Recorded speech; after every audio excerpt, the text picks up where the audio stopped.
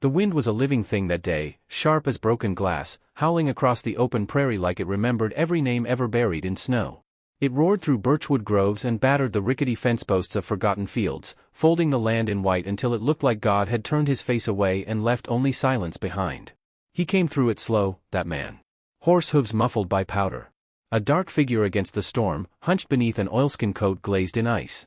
Snow clung to the brim of his hat, his breath curled like smoke in the freezing air, and his eyes, hard and watchful, scanned the horizon not like a man seeking wonder, but like one familiar with what could go wrong out here. He hadn't planned on going far. Just to check his traps before the worst of the weather swallowed the pass. But there, near the tree line where a crooked elm stood like a twisted sentinel, he saw it, a shape, strange and low to the ground. A pile of brush, maybe. Or a coyote's kill. But as he drew closer, the truth struck harder than any wind. It was a woman. Her back pressed against the tree. Skirts frozen stiff and laced with frost. In her arms, a bundle wrapped in a shawl, too still. Around her, 3 children huddled like broken birds, heads tucked under arms, faces nearly blue. He dismounted without a word. The leather of his gloves creaked as he moved, fast but careful. The woman didn't look up, didn't speak. Her lips were cracked, eyes half-lidded, lashes glazed with ice. Not asleep. Not quite gone. Just too far inside herself to notice saving might be near. The children stirred faintly. One girl tried to lift her head but only whimpered. He bent down, brushing snow from their faces, checking breath with a hand to each chest. Alive. Barely. The baby was the quietest. Swaddled tight against the mother's ribs. He touched the bundle and felt a faint flutter. Still fighting. Still here. The wind pushed harder. He didn't ask who they were. Didn't ask why. Didn't ask permission. He just began, gathering the girl first, then the boy, then the youngest girl. He wrapped them in his saddle blanket, tied it like a cradle against his horse's flank. The woman stirred then, voice a whisper scratched from stone. "You'll take M?" she asked, not in panic, but in something worse, resignation. He looked at her, just once. The tilt of her jaw said she was young, but her eyes, they looked like someone who'd already lived 3 lives and buried joy in each one. "I'll take all of you," he said, voice low, rough from disuse. She blinked slow, lips barely moving. "I ain't got nothing to give." He said nothing more. Just reached down and lifted her, body stiff with cold, lighter than she should have been. She didn't cry. She didn't thank him. She didn't flinch when her head fell against his shoulder. By the time he mounted, dusk had turned the snow lavender. The ride back was a crawl. Each step a prayer the horse would keep footing. He kept one hand on her, making sure she didn't slide. The children moaned now and then, fever dreams, maybe, or just the body remembering what it meant to want warmth again. When they reached the cabin, the man moved quickly, without panic. Inside, the fire hadn't yet died. He kicked it to life with dry bark, laid the children out near the hearth, peeled off frozen boots and coats. The woman he placed closest to the flame, still swaddled, still breathing. The cabin was no palace. Just one room with plank walls and gaps stuffed with moss. A table. 2 chairs. A bed in the corner that hadn't seen another body in years. But it was dry. And warm. And safe. That would have to be enough. He took a tin of beans from the shelf, mashed them in a pan, added snow to thin them. The scent filled the air, and one of the girls opened her eyes, lids fluttering like moth wings. He fed them, little by little. Spoon to mouth. Water warmed on the stove and dripped onto cracked lips. The woman woke only once that night. Sat bolt upright, eyes wild, then slumped again, groaning when the pain of thawing hit her bones. He didn't speak. Just laid her back and tucked the coat around her. By morning, the storm had buried the path to the door. He woke early, stoked the fire, and stepped out to shovel an exit. The world outside was white and breathless. Trees bent under the weight of it all. Somewhere, a wolf howled, but faint, far. Inside, the cabin had changed. The girl was humming, barely. The boy, no more than 7, sat watching the flames like they held answers. The baby slept curled like a comma beside his mother. The woman was awake now, watching him too. "I thought we'd die," she said, voice hoarse, more wind than sound. "Didn't think anyone'd come." He didn't answer, just handed her a tin cup of water. She drank like it hurt. "My youngest, she stopped crying yesterday. That's when I knew it was near." Her eyes glazed again, but no tears came. Didn't know death could be so quiet. He nodded once. "It usually is." A long silence passed between them. The kind that stretches not awkwardly, but with shared recognition. 2 strangers who'd both seen too much. She asked his name. He gave it. She repeated it, slow, tasting the syllables like a question she hadn't asked in years. Her own name, he didn't repeat it after she gave it. Just filed it away like a secret worth keeping. The boy coughed then. Wet and sharp. She flinched, turning to him, wrapping him in her arms. They need real food, she whispered, more to herself than him. He stood. Went to the shelf. Took down the last of the jerky and split it 5 ways. She watched, as if trying to understand what kind of man does such a thing without expecting something in return. Later, as dusk returned and the fire wore low, she sat up again. The baby cradled against her chest, one hand smoothing its hair. "I'll leave come morning," she said quietly. "Can't burden you more." He stirred his coffee, staring at the smoke rising from the tin. "Storm's not done yet. I've taken enough. The snow don't care what you've taken." She looked at him then, really looked. Not at his rough beard or his quiet strength, but at the space he gave her. The way he stood close enough to help but never too near. "My husband died in harvest," she said, as if it needed to be told. "Fever took him fast. Took the mule too. Town folk didn't want mouths they couldn't feed." He nodded again. No judgment. Just knowing. "They drove us out," she said, voice cracking for the first time. "Said a woman with no land had no place. So we walked." The boy coughed again. She pressed him close. "I tried to keep them warm." Her words hung there, like frost on the rafters. Fragile. Weightless. Ready to vanish. He said only this, "You did." That night, she didn't sleep. Not fully. But she rested, the kind of rest that only comes when someone else keeps watch. And he did. Knife in hand, coat still on, he sat in the chair by the fire. The children curled near their mother like pups against a she-wolf. The baby's breathing slow and steady. Outside, the wind began to settle. Not gone, not yet. But quieter. Less cruel. Inside, something had changed. Not love. Not yet. But something. A flicker. A root under snow. The beginning of something that did not need to be named. Not now. Not yet. But it was there. And it was alive. The days that followed were made of quiet things. Not silence, exactly, but a hush. As though the world itself held its breath, watching 5 pale figures warm like saplings after a storm, their roots unsure but reaching. The snow didn't stop. It drifted steady, soft now, falling like sleep upon the land. But the worst had passed. The wind had less anger. The night no longer groaned at the walls. She woke each morning before the children, wrapping herself in the man's spare coat, moving stiffly through the dim cabin to sweep ash from the hearth and check on their breath. Her body still ached from the cold, joints that cracked, ribs bruised from holding them all so tight for so long. But she moved, always. She bent and stirred and mended what she could. She had nothing left to offer but movement, so she gave it. He watched her sometimes without looking at her. Saw how she cradled her youngest with the same grace a woman might carry a him. How she nodded gently at each child when they spoke, even if they asked nothing but where the sun had gone. She spoke softly. She laughed, sometimes. A sound that startled even her. He didn't speak much. Never had. Words were hard things to dig up when you spent too long alone. But she didn't seem to need them. She filled the room with other things, steamed cloths, broth from dried beans, a lullaby hummed under breath when her hands were busy. The children began to change first. The boy, her eldest, took to the woodpile like he'd been born to swing an axe, though it nearly knocked him off his feet the first few times. The man showed him how to plant his legs wide, how to breathe before the swing. The boy never asked for help, but he watched everything. The girls clung close at first. Too close. One wouldn't let go of her mother's skirt for days. But then the snow thinned, and the sun began to bleed through the clouds a little longer each afternoon. And with it came laughter again, short bursts at first, startled and uncertain, then louder, like something rediscovered rather than invented. She started cooking from what little he had. She soaked the hard biscuits in hot water, added pine needles to flavor the broth. She stretched jerky into stew and saved every crumb. There was a rhythm to her hands, one that spoke of years spent making do. He offered her nothing but space and warmth, but even that seemed to shake her. She flinched once when he opened the door too quick, eyes wide, a breath held too long. He didn't ask. She didn't explain. One morning she told him she'd leave. "I can't keep them here," she said, brushing ash from her sleeves. "You didn't ask for this." He looked at her, slow and steady. "You'll die out there." She folded her hands. "We nearly died already." He said nothing. Just looked out the window, where the sky had gone gray again and the wind had picked up. She didn't argue again. Later, as the baby napped, she found a spool of thread and began mending his coat without a word. She stitched where the seam had come undone along the shoulder, her hands quick and practiced. He sat nearby, pretending to whittle, but his eyes kept drifting. The trapper came the next day. Older man, wrapped in coyote skins, eyes like frostbit stone. He brought salt, traded it for dried mushrooms and 2 rabbit pelts. Settlers spreadin' west, he muttered to the man by the woodpile. Heard some down near Elk Creek want to cut a new trail. Might pass near here.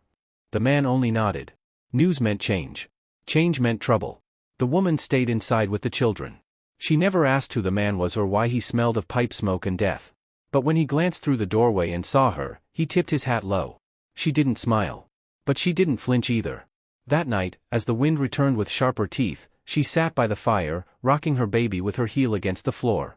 The man sat nearby, sharpening a knife he didn't need to use. My husband, she said quietly, was a good man. Honest. Kind. Never raised a hand to me. Didn't raise his voice either. The man didn't look up. Just listened. He died in the harvest, she said. Fever came quick. By the time I'd gone for help, he was cold. Her voice didn't tremble. But it thinned, like ice on the surface of a thawing lake. I buried him with our mule. Same patch of dirt. Didn't have a marker. She looked into the fire. We stayed, after. I thought, if I just kept going, something would change. But nothing did. The debt stayed. The looks from the neighbors stayed. And then the sheriff came. The knife stopped scraping. He told me my husband's land passed to his cousin back east. Said we had to leave or pay what we didn't have. A pause. The cousins never came. But the townsfolk made sure we left anyhow. She didn't cry. But her jaw tensed like she was holding back a storm. They threw our things out into the street. I begged them to let the children stay at the church. They said I was a liar, a burden. She looked down at the baby. Kissed its head. We walked. I thought we could make it south before snow came. I was wrong. The fire snapped, throwing light against the cabin walls. I've been wrong a lot, she whispered. The man set the knife down. Stared into the coals. Then he said something she didn't expect. I had a brother. Older. Talked a lot. Smiled too much. She looked up. We rode together most winters. He liked the cold. Said it kept folks honest. A breath passed. He died in a snowstorm too. We were looking for a missing boy. Found the boy. Lost him. He didn't say what happened next. He didn't need to. They sat there in the warmth, 2 souls shaped by different tragedies but carved from the same old stone. The children stirred in their sleep. The boy murmured something. The girls shifted under the wool blanket, reaching for each other in the dark. The woman exhaled slow, her hands still on the baby. Her voice dropped to almost nothing. Thank you. For taking us in. The man didn't move. You didn't have to. He looked at her then. Met her eyes, not like a stranger meeting another, but like someone who saw all the wreckage and still stayed. I know, he said. Spring began to whisper its return in small ways. Ice cracked at the edges of the creek behind the cabin. Sap began to bleed from trees when the axe bit deep. The children played outside longer each day, boots sloshing through melt, faces pink with life again. She planted onion roots near the steps. Not for harvest, but for hope. The man brought her seeds in a pouch he'd forgotten he had. She cupped them in her palm like prayer. He watched her from the edge of the clearing as she bent to the soil, dress gathered at the knees, sleeves rolled, hair undone from its braids. She didn't notice. She was humming. That evening, she set a small bowl beside his plate. Wild herbs. Salted potato. Nothing grand, but it was the first meal made just for him. He nodded in thanks. She didn't smile. But something in her eyes softened. Later, when the fire grew low, he rose to mend the roof tiles that had loosened in the thaw. She followed him with a lantern. He worked. She held the light. The boy asked if they were going to stay. She looked at the man. The man didn't answer. But he didn't say no. That night, the air inside the cabin felt different. Lighter, somehow. Like the dust had lifted and the shadows knew their place. The baby giggled in her sleep. The boy stirred once, mumbling something about chickens. The girls dreamt of dresses. And she, for the first time in months, slept with both eyes closed. Outside, the snow cracked quietly beneath the weight of its own retreat. Inside, they waited, for what, neither of them knew yet. But there was something sacred in the not knowing. Something holy in the hush. The sun no longer hid its face. By mid-morning, light stretched across the snow like golden fingers warming a dead man's hands. The thaw had begun, quiet but certain, and with it came the creaks and groans of a world waking up. Meltwater trickled from the eaves in slow, rhythmic drops. Ice wept from branches. The cabin roof dripped like a clock counting back time. The man stepped outside with his axe slung over one shoulder, watching steam rise from the sodden woodpile. Somewhere beyond the trees, birds called out, cautious, doubtful, but hopeful. Inside, she was peeling potatoes. Her sleeves rolled, a lock of hair falling across her brow. The children sat nearby, arguing gently over who would carry the water next. Their voices no longer trembled from cold or hunger. Laughter, though still shy, came easier now, like a song remembered from long ago. The fire had not gone out in weeks.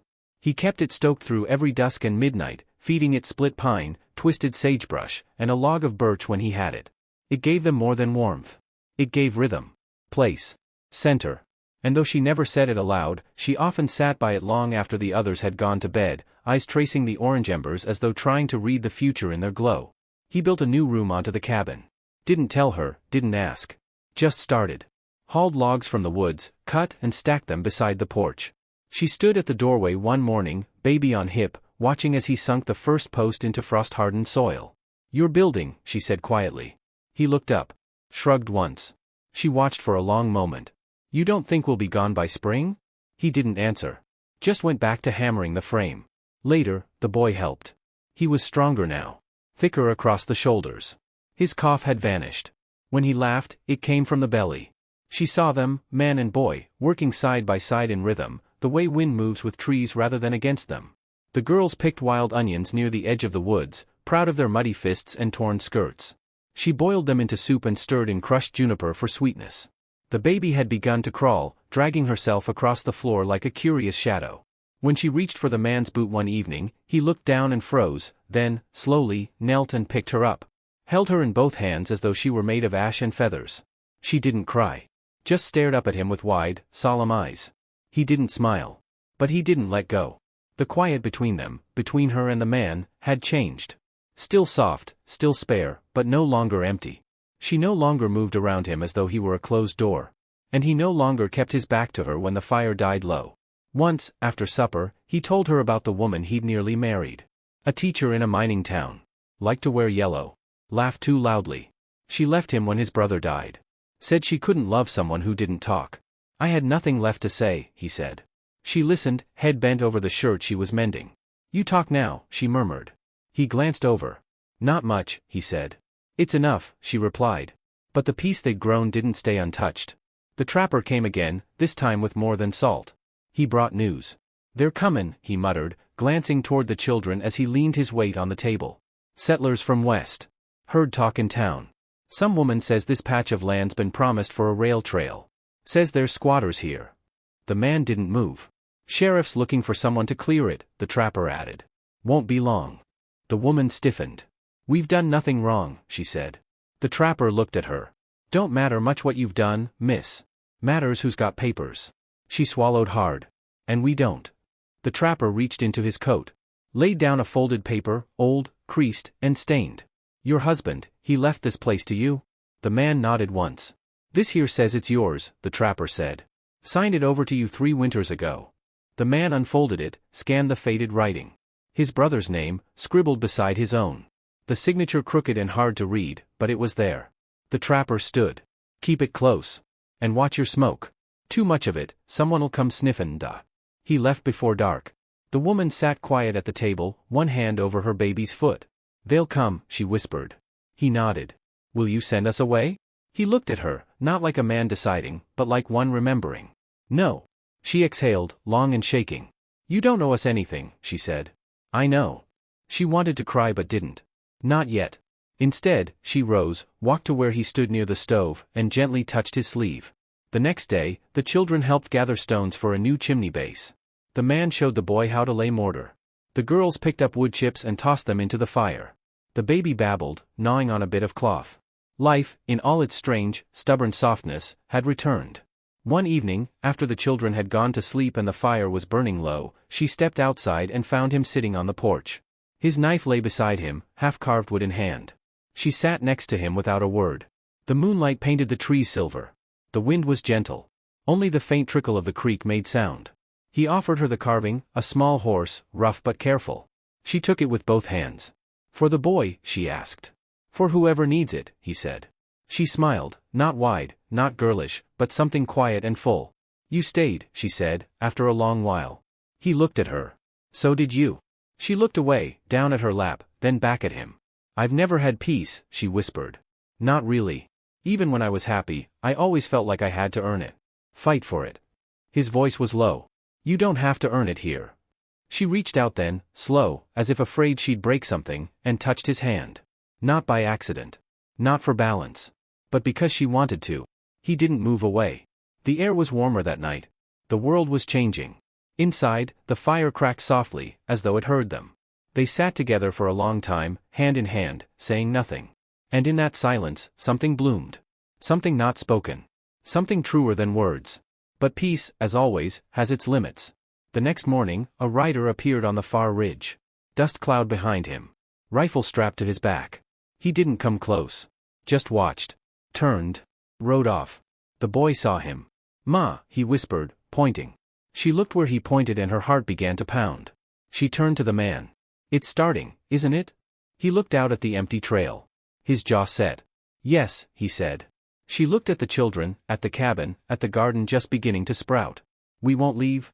He turned to her. Eyes steady. "No." She took a breath. Not in fear, but in resolve. Then she picked up the axe and followed him toward the woodpile. The fire inside had never burned brighter. Morning came brittle and pale, a strange stillness draped across the clearing like the breath held before a gunshot. The trees stood frozen in their greening skins, windless, watching. Birds did not sing. Even the stream at the edge of the woods seemed to quiet its babble, listening. He knew before he stepped out the door. The tracks were there in the soft earth, fresh, deliberate. Hoofprints, deep from the weight of too many riders. He crouched low, ran a gloved hand across one of them. Not scouts. Not wanderers. They came with intent. Behind him, the cabin stood warm and alive. Smoke coiled from the chimney. She was singing low, a lullaby he'd heard her hum often, one that rose from the floorboards like memory. The boy was feeding the hens. The two girls braided dandelions into crowns. The baby babbled from inside her mother's shawl. He didn't tell them yet. Instead, he walked the edge of the property. Checked the axes, the shed, the fence line. Made sure the horses were saddled, though he prayed they wouldn't need to run. But the riders came by noon. 7 of them. Dusty, tight-jawed men on tall horses, rifles slung across their backs and impatience in their eyes. They came down the slope like wolves come for bleeding meat, heads low, mouths tight, already certain of their victory. He stood waiting in front of the cabin, hands empty, coat unbuttoned. He didn't need to speak first. The one in front, heavy-set, red-faced, hat pulled low, spoke as he dismounted. "This land don't belong to you." The man didn't answer. "Name's Lester Gable. I speak for the Elm Creek expansion. Got orders to clear any squatters." Another rider spat into the dirt. "We seen the smoke. Knew someone was set tin up where they don't belong." She stepped out then, baby in her arms, the boy trailing close behind. She didn't tremble. Her face was tired but steady. "We've harmed no one," she said. "This land belonged to his brother. We've lived quiet. Asked nothing." Lester Gable looked her over with a sneer that made the boy clench his fists. "Don't matter what belonged to who. This place has been claimed. By paper and law." She took a breath. "We have paper too. You have dreams," he muttered. "But dreams don't stop shovels." The man stepped forward then. "Just a step. Enough." Gable paused. "You think you can keep us off with that stare of yours?" "No," the man said simply. "But I won't let you frighten children." Another rider laughed, short, mocking. "Ain't no threat yet. But you don't want to find out." The man didn't blink. "You're standing on dead ground. My brother's. I buried him out past that creek. He built this place from nothing. You ride in here waving maps, but that cabin back there, that fire, that's worth more than ink." One of the riders stepped closer, hand near his rifle. The boy moved then, fast and brave, too brave, putting himself in front of his mother. "Don't," she whispered, laying a hand on his shoulder. The baby whimpered. The man's voice dropped. "You bring fire, you'll only burn your own name. This land remembers. The snow remembers. And you," he looked straight at Gable, "you'll remember too." They stood in that frozen clearing, men with rifles staring down a man with nothing but stillness in his eyes and a family at his back. The world held its breath again. Then the trapper arrived. From the trees he came, old horse huffing, saddle worn to threads. He raised a hand lazily, voice like gravel on gravel. "Afternoon, boys." Gable turned, teeth clenched. "Ain't your business, old man." "Maybe not," the trapper said, swinging down. "But the law might say otherwise." He pulled a rolled parchment from inside his coat, tossed it toward Gable. "Signed deed. 2 years old. Filed in Minton. Transferred ownership from Eli Prower to James Prower. Cabin, field, stream rights, and all." The man's name, rarely spoken, settled over the air like thunder that didn't need lightning. Gable caught the deed, squinted, frowned. This ain't what I saw on record. Records got lazy, the trapper said. But it's legal. And filed. If you burn him out, that's arson and theft. The other riders shifted. One tugged at his reins, uneasy. She ain't on the deed, Gable muttered. She's his guest, the trapper said. Ain't law against kindness yet, is there? No one answered.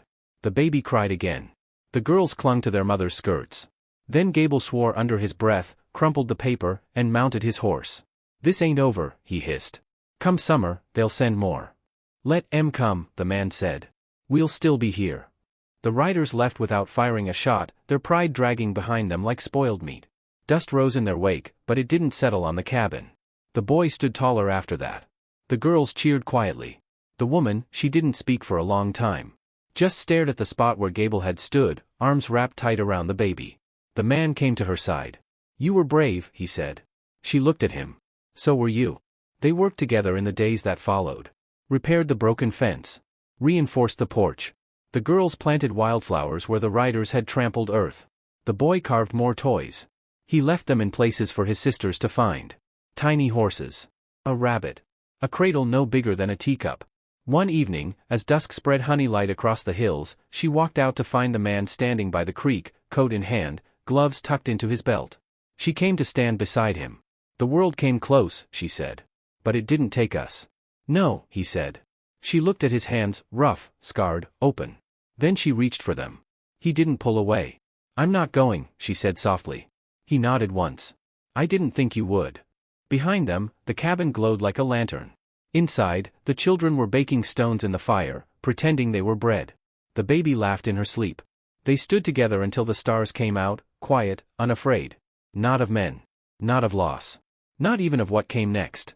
And when he reached for her hand, not out of duty, but out of something slow and true, she took it. Not as a woman rescued. But as a woman chosen.